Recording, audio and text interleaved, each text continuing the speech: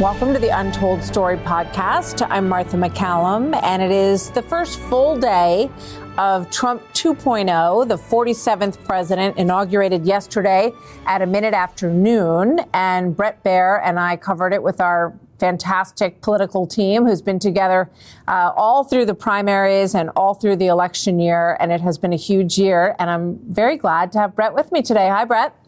Hey, Martha. So, obviously, yesterday felt like about 3 days to us, and I'm sure it probably felt that way to the new president, Donald J. Trump. Your thoughts on what we saw yesterday, and I'm thinking a lot today about the shift that the media is going through to readjust to a president who doesn't do, a press conference once every year or a couple times a year, but literally a couple times a day in some cases. Yeah, it's truly amazing if you think about just that interaction in the Oval Office as he was signing executive orders and the Q&A with reporters, including Peter Doocy, in which, Peter asked about whether President Biden left a letter, and then it was, let's see, and they opened up the Resolute desk, and there was the letter, and he said, I wouldn't have found that for a year if you didn't ask, Peter. Oh, my gosh. And it was just all real time. And yeah. And it's just a much different attitude and a much different perspective on the press. He took more questions and did more interaction yesterday than I think Joe Biden had done in a year with reporters. Absolutely. And I think that's fair to say. And I think that's the speed at which we're going to have to, again, get used to. Again, as we said yesterday, Martha, President Trump is comfortable in his skin, and he has his mindset of how he's producing in his mind this second term. And it's, executive orders in front of 20,000 people. It's a lot of interaction where people are seeing him real time, and his supporters are eating it up. Yeah, it was almost like a magician on stage there. Now I'm going to stick a knife into the box and turn it around. It was like now I'm going to eliminate birthright citizenship. And it is a performative element of this presidency. And I think it's going to take, I think that everyone in the media got so used to just sort of this very quiet, sparse communication. And I think about what the news conferences were like with Queen Jean-Pierre, and it was mostly like, let me be perfectly clear, I don't want to get in front of the president on this. And, just being so used to getting so little in terms of feedback. And now it's like this fire hose that we're just trying to keep up with in terms of, the many executive orders we've gotten. We understand there's going to be about 200. What are your thoughts as you try to sift through what we have learned so far about what this presidency looks like with the executive orders that we've heard so far? Yeah. Well, first of all, the drinking from fire hose is a really good analogy because that's literally what it is. And you're going to have to sift through and spend some time digesting all of these moves. Yesterday during a special report, we were trying to cover things real time. The event was still going on at Capital One Arena. And, he gave the speech. We took all of the speech, and then he started the executive orders. And so I had Brit Hume and Mark Penn ready to go, and I really wanted to hear from them before we wrapped up the hour. So we took the first three readings of the executive orders and his signing and his comments on them, three of them in a row. And then I brought Mark and Brit in to comment briefly. And then I went back and took the final executive order and all that was said about it and his signing. And I got to my X page, and all of these Trump supporters were so mad that they did not hear the three in the middle executive orders being read. Yeah. And I got it. I took the message. I responded on X saying, I understand, and I think that there is this hunger for seeing every moment after all that candidate Trump had been through over the past year and a half to 2 years, that every moment in that first day especially, they wanted to hear real time for themselves. And I think that that's what we're going to have to understand is that, President Trump is steering the media operation. I mean, Caroline Leavitt is wonderful, and I'm sure she's going to do fine in the press briefing. But for the most part, he's his own press secretary, and he'll continue to do that. And he'll continue to do that. Yeah, and it's almost like he puts so much out there that, coming up with a unique question becomes challenging because he's just constantly answering so many of these questions all day long. I want to go back to something that he said in the speech, which I kept going back to in my mind, and it deals with this astonishing story that we're covering the second presidency of Donald J. Trump, someone who was written off so many times, someone who Congress tried to impeach twice.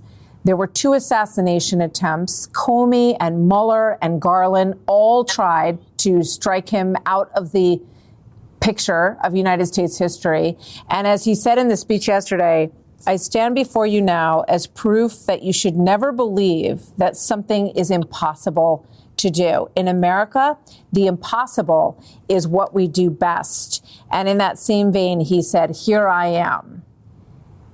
And it's just astonishing, Bret. I mean, I know we said it a lot yesterday, but I think it's still something that's worth thinking a lot about. I agree. You could say that about the first time he ran, where nobody thought that he had a chance from the beginning. You talked about that yesterday on set. And then he shot the gap as every other candidate was fighting each other. And Marco Rubio is spending money on Jeb Bush, and Jeb Bush is spending money on Marco Rubio. And then Donald Trump becomes, the person, the candidate. The same thing happens, but in a different way, in that the lawfare, all of the attacks, the fact that nobody thought he could possibly compete.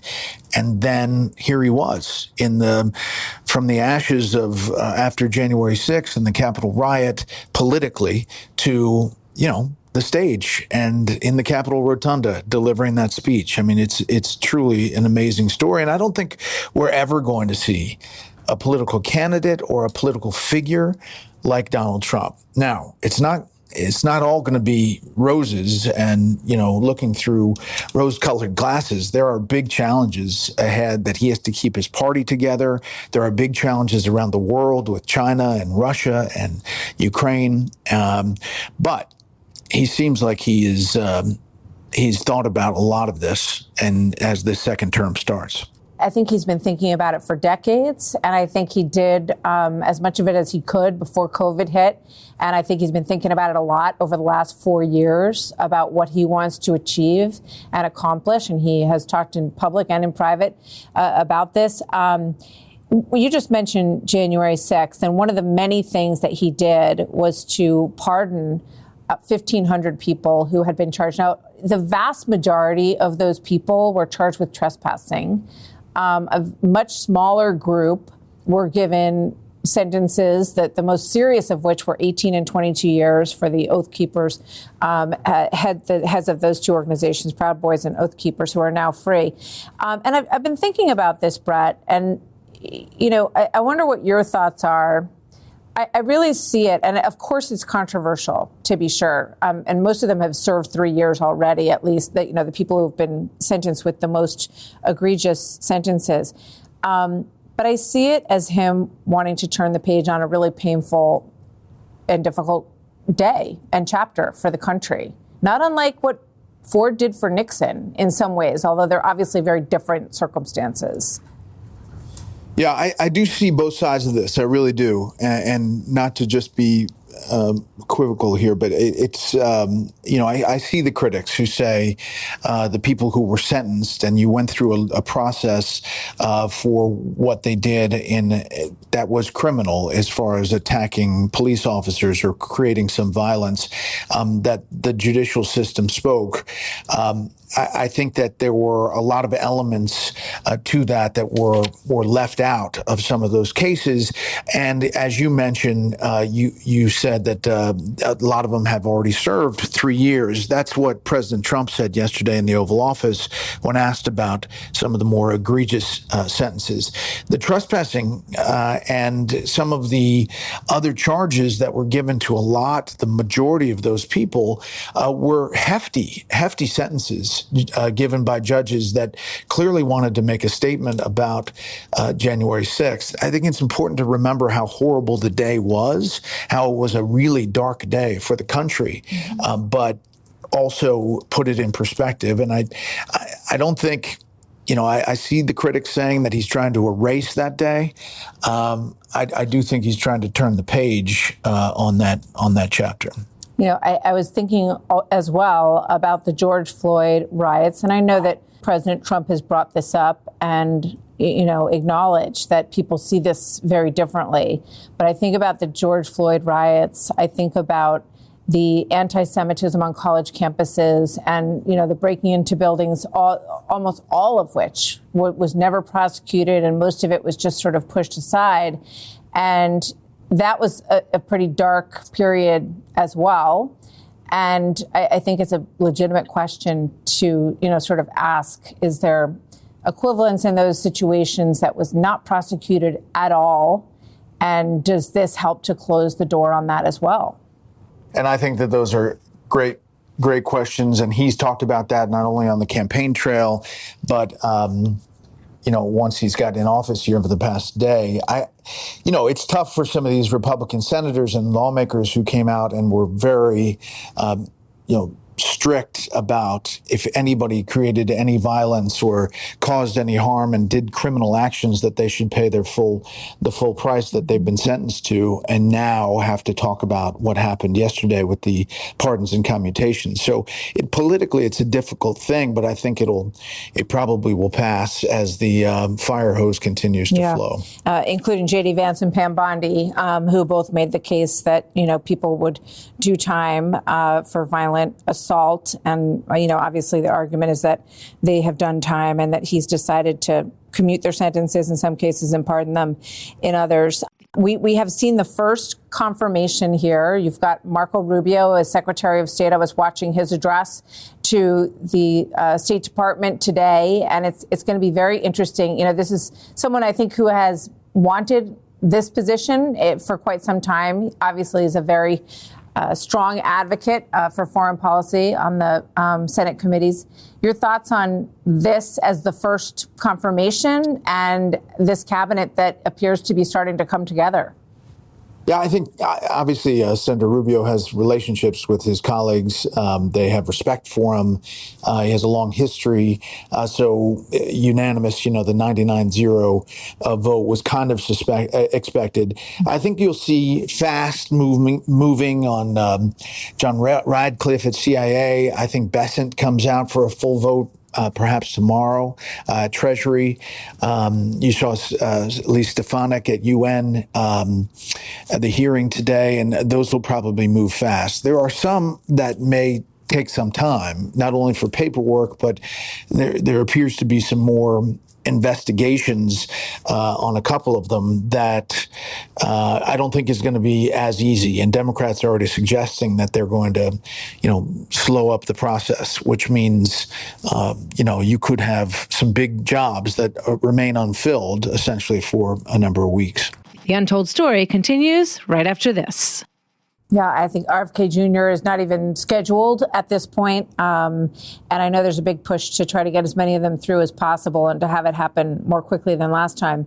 The other thing that I think is going to be an interesting battle before I let you go, Bret, is TikTok. And I think it's interesting. Joe Lonsdale, who's been a big supporter, founder of Palantir, big supporter of President Trump, really pushing back on President Trump stepping in and giving a reprieve to TikTok because Congress wrote it into law, this ban. The Supreme Court upheld it. And then the president basically said, we're going to give it this period of time, regardless of the fact that there doesn't seem to be an arrangement yet that satisfies the law as passed by Congress. Where do you think this might go? I think this is a really tough one because President Trump has changed. Obviously, under his first administration, was the original concern and the original executive order, which led to the bill that eventually passed Congress. And that concern about data and national security threat has not relented from intelligence officials or some of the lawmakers on these intelligence committees.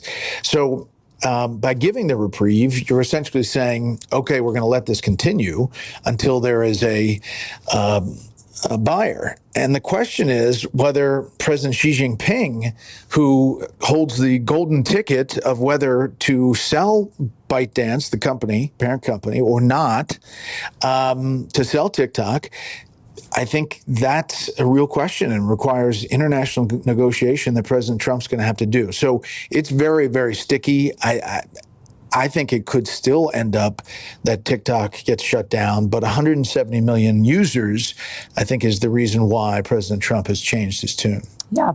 He said, I have a warm spot in my heart for TikTok because he felt that it helped him win particularly young voters. But as you say, that the national security data grab that was always a concern of President Trump's and many members of Congress as well. None of that has changed in terms of the dynamic of what China has access to. And I think that the argument that, there's just so many ways that they can get at our data doesn't make people who have those national security concerns feel any better about it. Because they're not China. Yeah. Exactly. As you look at the tech leaders who have found this very prominent spot, and they were literally seated right in front of and behind the family in different points of the inauguration yesterday. Your thoughts on the role they play? Is it that different from other, huge donors that we've seen in the past who have always had influence in politics and business? I'm not going to get into specifics, but I did have a conversation with Mark Zuckerberg last night, and the essential message was he was really proud that a president was realizing the power of these companies as solid American companies that are creating jobs and creating wealth and prosperity for the country to be where they were.